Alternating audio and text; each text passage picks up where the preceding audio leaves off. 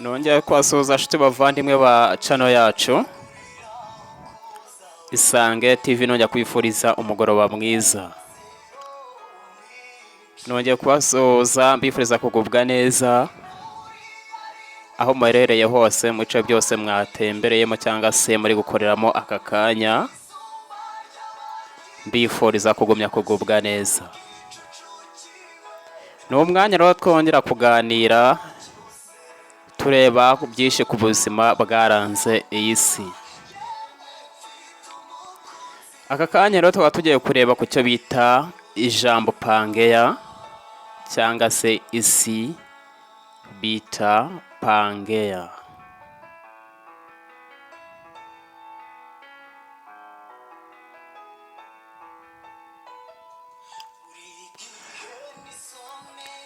Shuti bakunzi, nongeye kwifuriza ikaze.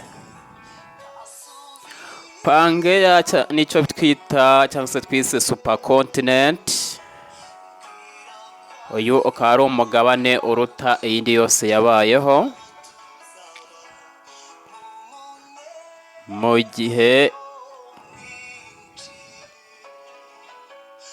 gihe twitaga Paléozoic ndetse na Mesozoic era.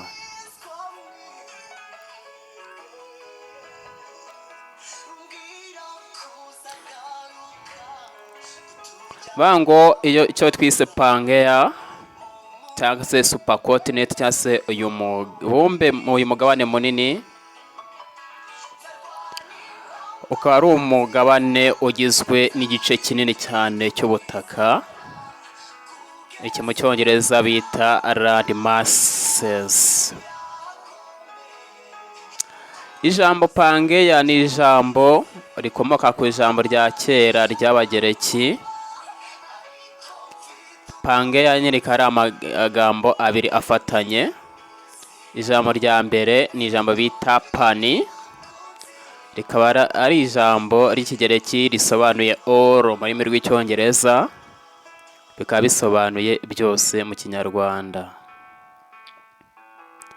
Hakaza icyo bita GEA cyangwa se GEA. GEA ni ijambo ry'ikigereki risobanuye mother of the earth mu cyongereza, cyangwa se umubyeyi w'isi cyangwa se isi yakomotse. Iyo tuvuze Paléozoic mu cyongereza nicyo bita ancient life, bikaba ari ubuzima bwabayeho muri icyo gihe mu mwaka wa 541 kugeza umwaka 252 miliyoni y'imyaka yakurikiyeho.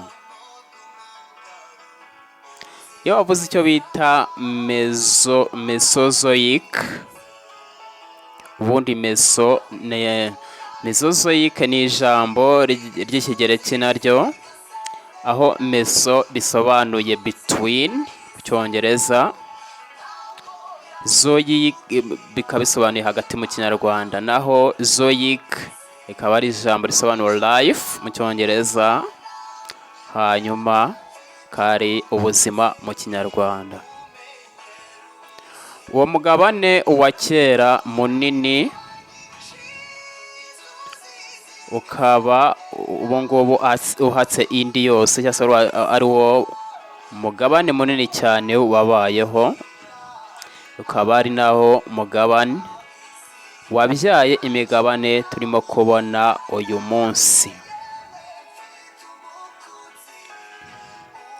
Uyu mugabane wa kera munini ukaba waracitsemo ibice bibiri ahagana mu myaka 200, imyaka miliyoni 200 yahise.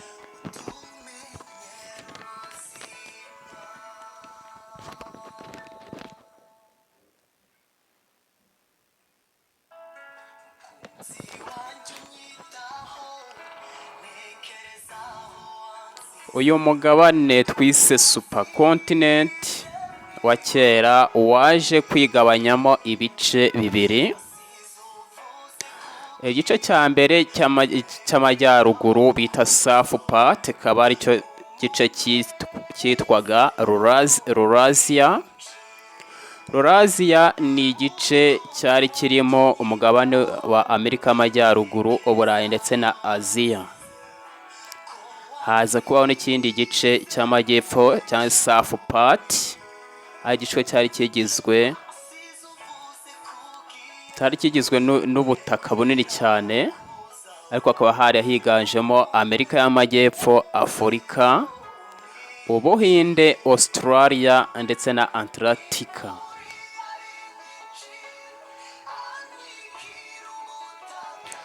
Tugarutse inyuma, icyo bita Paleozoic nicyo bita mu Cyongereza Ancient Life. Iki ni igihe cyabayeho mu mwaka 541 kugeza mu myaka 252 miliyoni yakurikiyeho.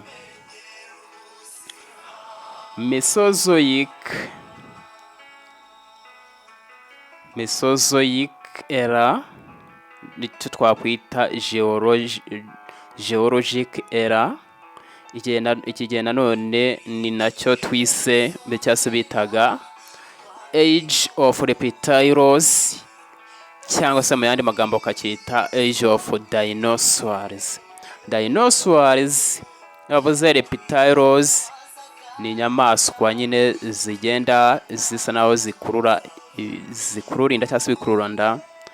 Naho icyo bita dinosaurs ni inyamaswa zabayeho nyine muri Amerika muri kiriya gihe.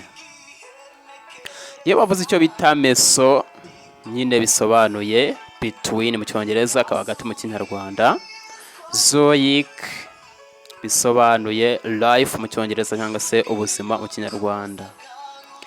Paleozoic na Mesozoic ibi bikaba byarabayeho mu mwaka wa 230 kugeza umwaka 65 miliyoni zakurikiyeho icyo gihe. Iki gihe kikaba cyararanzwe no kugaragara kw'ibimera birabya, kugaragara ndetse no kuzimangatana kw'inyamaswa bita dinosaurs ziriho muri icyo gihe.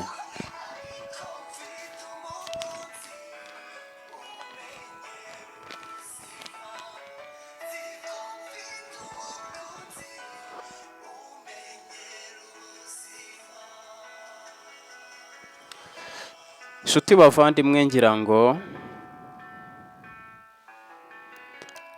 ngo iyo bavuze PANGEA tuhita twumvamo kiriya gice cya kera, cyangwa se yari umugabane w'isi yose, ariko akaba ari muri cya gihe wari ukitwa nyine umugabane wose utaravamo imigabane myinshi tubona muri iki gihe, cyangwa se present continent today.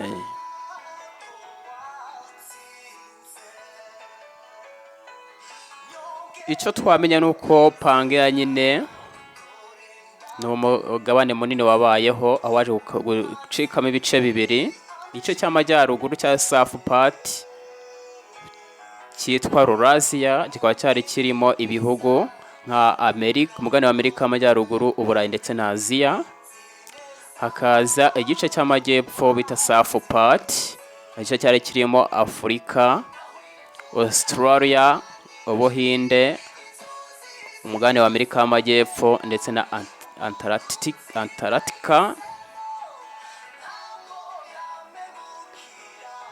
Igice kandi nicyo nyine turi kubona ubu ngubu cyabyaye imigabane, icyaje kubyara imigabane itandukanye binyuze muri process cyangwa se mu buryo bita continental drift, aho twagiye tubona habaho imigabane myinshi cyane kugeza ubu ngubu bakaba bavuga ko uyu mubumbe waje kuba wavamo uyu mugabane waje kuba wavamo imigabane 7 cyangwa se imigabane turi kubona uyu munsi.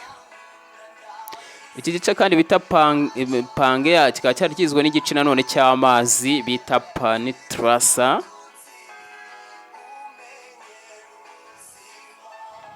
amazi yose nayo akaba yari yiganje muri iki gice bita PANGEA, akaba aricyo bitaga nyine panitrasa, akaba ariyo isi y'uyu munsi turimo kubona aka kanya. Inshuti bakunzi ba Isange TV, akaba ari ibyo nagira ngo tuganireho cyangwa se tureba icyo bita PANGEA mu magambo arambuye. n'iki? Ese PANGEA yabaye hite? Yagiye he? Yazimiriye he?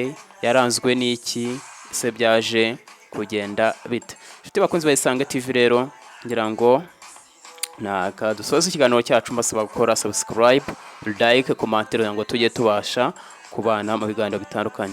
Inshuti bakunzi, ngira ngo nahangaha twasoreza ikiganiro cyacu. Mukomeze kugira ibihe byiza, mukomeze kuryoherwa n'ibihe byiza, mukora subscribe, like, kugira ngo dukomeze kubana mu bihe bigenda bikurikirana. Mugire umugoroba mwiza.